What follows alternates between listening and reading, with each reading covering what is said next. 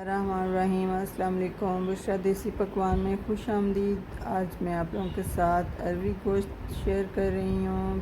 प्यारे व्यूवर्स और YouTube family, उम्मीद करती हूँ आप खैरियत से होंगे। इसके लिए मैंने अरबी ली है, गोश्त लिया है और कटा हुआ लहसुन लिया है और प्याज लिया है, गरम मसाला, लाल मिर्च, हल्दी पाउडर, कश्मीरी लाल मिर्च और थोड़ी सी काली मिर्च हस्बे ज़रूरत ली है।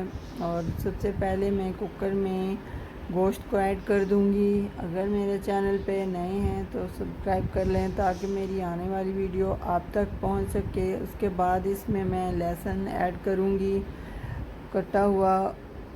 उसके बाद इसमें मैं प्याज ऐड करूंगी। उसके बाद टमाटर ऐड करूंगी। उसके बाद हरी मिर्चें और अदरक का पेस्ट ऐड करूंगी। उसके बाद थोड़ा सा मैं पानी भी ऐड कर दूंगी और गरम मसाला, लाल मिर्च और हस्बे ज़रूरत सारी चीज़ें जो ली हैं वो इसमें ऐड कर दूंगी। थोड़ा सा पानी ऐड करके इसमें कुकर को बंद करके मैं 10 से 15 मिनट तक पकाऊंगी। दूसरी तरफ मैं अरबी को फ्राई कर लूँगी।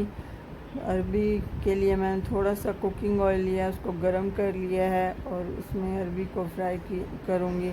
और गोश्त हमारा पक गया है, अब मैं इसको भी ऑयल डाल के फ्राई कर लूँगी। तो गोश्त भी हमारा फ्राई हो गया है। अब मैं इसमें अरबी ऐड कर दूँगी।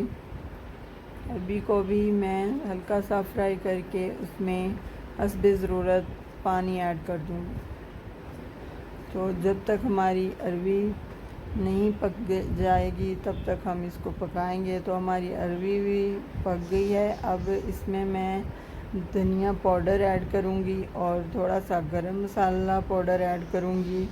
हमारी अरबी तैयार है। अगर ये मेरी रेसिपी आप लोगों को पसंद आए, लाइक और शेयर और सब्सक्राइब ज़रूर कीजिएगा। अगली रेसिपी तक इजाज़त चाहती हूँ। अल्लाह हाफ़िज़।